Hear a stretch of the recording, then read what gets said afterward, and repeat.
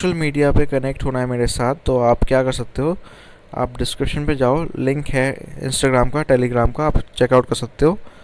और आपको ऐसे ही कुछ डेली के मिल जाएंगे। यहाँ पे आप चेकआउट सकते हो, डेली आती है वीडियोस, तो आपके लिए इजी रहेगी। इसी के साथ ही आपको जानना है माइक कौन सा यूज़ करता हूँ या बुक कौन सा यूज़ करता हूँ मैं, तो उसका भी लिंक डिस्क्रिप्शन पे, आप अमेज़ोन से बाय कर सकते हो अगर आपको चाहिए तो। आज हम देख रहे हैं मॉडर्न इंडियन हिस्ट्री का जो पहला चैप्टर है। इससे पहले अगर आप देखो तो मैंने मॉडर्न इंडियन हिस्ट्री में ऑलरेडी विजन की जो है एक प्लेलिस्ट है, आप चेकआउट कर सकते हो। उसी का हम कंटिन्यू कर रहे हैं, पर ये मटेरियल जो है ये मेरा मटेरियल है, ये बहुत इम्पोर्टेंट मटेरियल है जो मैंने बनाया, तो आप इसको देख सकते हो। और इसका जो पीडीएफ है वो आपको मिल ही जाएगा टेलीग्राम के चैनल पे। तो स्टार्ट करते हैं वीडियो को। 18 सेंचुरी में इंडिया जो, अगर बात करें उस टाइम पे मुग़ल एम्पायर था, वो वीकन होना, मतलब कमज़ोर होना स्टार्ट हो गया था। बड़े सारे पॉलिटिकल पार्टीज थी, पावर्स थी उस टाइम पे, और यहाँ पे ट्रांसफॉर्मेशन हो रहा था पॉलिटी का, एक कंप्लीट कोलैप्स से। अगर देखो तो जो सिंबल्स थे मुग़ल अथॉरिटी के वो रिकग्नाइज थे, मुग़ल सिस्टम था वहाँ पे, बट कुछ मॉडिफिकेशन थी। सबसे पहले अगर बात करूँ यूरोपियंस में, तो सभी को पता है कि कौन आया, ठीक है। पर यहाँ पे हम जो फोकस करने वाले हैं वो ब्रिटिशर्स पे करेंगे, ठीक है। तो ब्रिटिशर्स जो आए थे, उनने फाउंडेशन जो ब्रिटेन एम्पायर का हुआ था, वो ईस्ट इंडिया कंपनी, एक कंपनी थी ब्रिटेन में जो आई थी और उनने इस्टेब्लिश करा था। उन्हें एक रॉयल चार्टर मिला था, जो एक तरह से एक परमिशन होगी क्वीन एलिजाबेथ से कि हम इंडिया में आके ट्रेड कर सकते हैं। तो 21 दिसंबर 1600 को इनको ये फरमान मिल गया, या रॉयल चार्टर मिल गया था। और ये एक जॉइंट स्टॉक थी कंपनी लंदन मर्चेंट की, जो बेसिकली डच के अगेंस्ट कंपटीशन लड़ रही थी। इनको मोनोपोली ट्रेड प्रैक्टिसेस मिल गई थी फ्रॉम इंग्लैंड टू ईस्ट, ये इंपॉर्टेंट है। हाउएवर जो कंपनी ने ट्रेडिंग स्टार्ट करी थी इंडिया से करी थी 1613 से। ऑफिशियल टाइटल जो थी EIC का, ईस्ट इंडिया कंपनी का, वो गवर्नर और ये कंपनी जो मर्चेंट्स के हैं लंदन के, उनने रखा था ईस्ट इंडियाज़। जो चार्टर था वो 14 साल का था, इनिशियल जो चार्टर था। और ये company basically court of directors manage करते थे, जो इलेक्ट करते थे एनुअली गवर्नर, और 24 डायरेक्टर्स थे जो इसको देखते थे और मैनेज करते थे अफेयर्स कंपनी के। जो मेंबर्स थे कंपनी के, उनको कोर्ट बुलाया जाता था। जो सेकंड ईस्ट इंडिया कंपनी, जहाँ पे जो कॉमर्स कर रही है इंडिया में, उनने इनकॉर्पोरेट करा था चार्टर, जो 5 सितंबर को हुआ था 1698। और ये विलियम थर्ड ने करा था इंग्लैंड के। दोनों जो कंपनीज हैं वो यूनाइट हो गई थी और दोनों को मिला के ईस्ट इंडिया कंपनी बोला गया, ठीक है। तो ये इम्पोर्टेंट स्टफ है। फरमान जो इशू करा गया था मुग़ल के द्वारा जहांगीर के अंडर, उनने परमिशन दे दी थी कि वो फैक्ट्री को इस्टेब्लिश कर सकते हैं सूरत में। 1617 में आपका जहांगीर के कोर्ट में सर थॉमस रॉ गए थे as a resident English envoy court में। ये इंसिडेंट बहुत इंपॉर्टेंट है क्योंकि इसके बाद से कंपनी का एक्सपेंशन होने लगा ट्रेड में। इसके बाद शॉर्ट स्पैन ऑफ टाइम में कंपनी ने रियलाइज़ करा कि पावर जो है इनसफिशेंट है, कि हम कंट्रोल नहीं कर पा रहे लॉलेसनेस और डिसोबीडियंस को और फंक्शनिंग को। तो उनने पूछा और क्राउन से मदद ली कि वो पनिश कर सकते हैं एम्प्लॉयज़ को या जो भी है। उन्हें अपॉइंट करा रॉयल कमीशन को भी।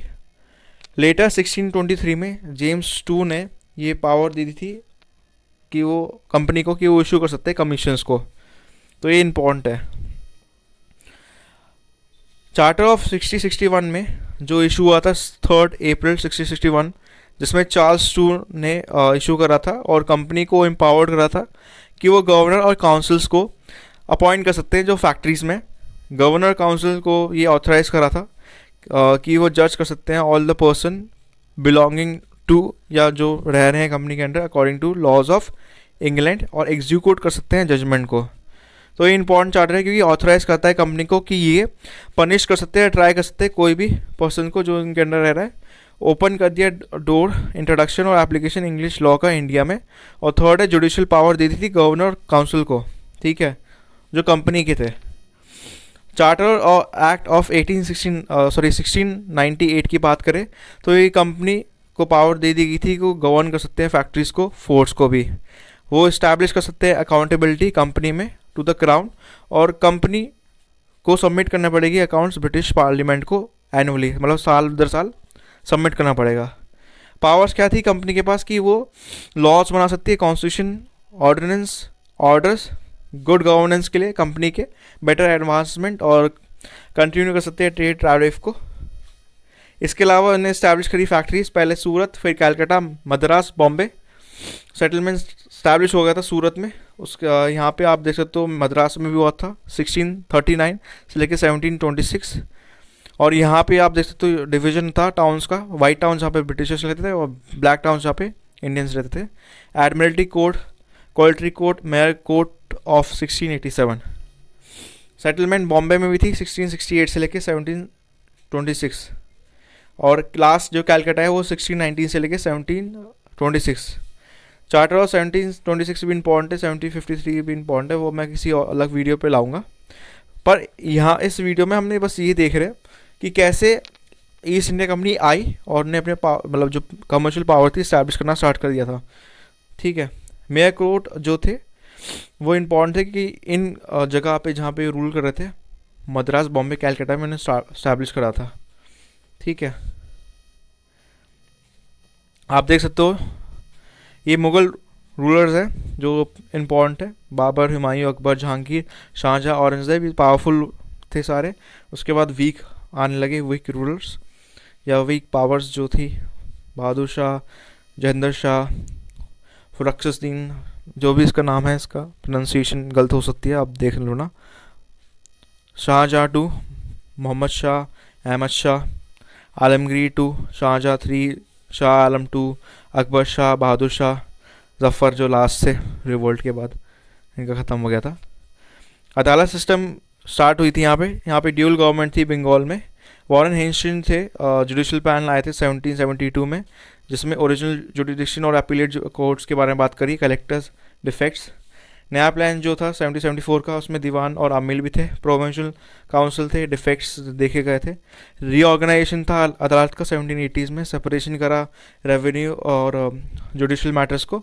प्रोविंशियल दीवानी अदालत स्टैब्लिश करी गई, और एमफे जो थे अपॉइंट करे गए थे जज ऑफ सादर दीवान अदालत, जो कि ऑलरेडी चीफ जस्टिस थे सुप्रीम कोर्ट के, जो 1773 के रेगुलेशन से आए थे।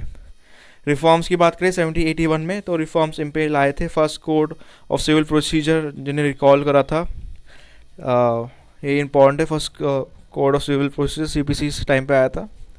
और इम्पे ने जो सर इम्पे जो है 1782 में उन्होंने रिफॉर्म्स करा था क्रिमिनल जस्टिस को बाय हाइंस्टीन। जजेस जो मुफस्सिल दीवानी अदालत के थे उनको मैजिस्ट्रेट, और रिएम्बर्सेस थे वो क्रिमिनल कोर्ट के।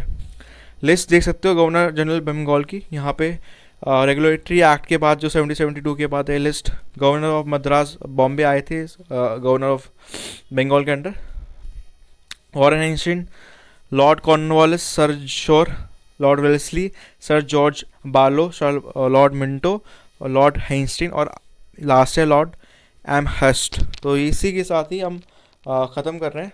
इसके बाद आप प्लेलिस्ट में सकते हो मॉडर्न इंडियन हिस्ट्री की, रेगुलेटरी एक्ट है 1773 का, उसको आप चेकआउट कर लेना।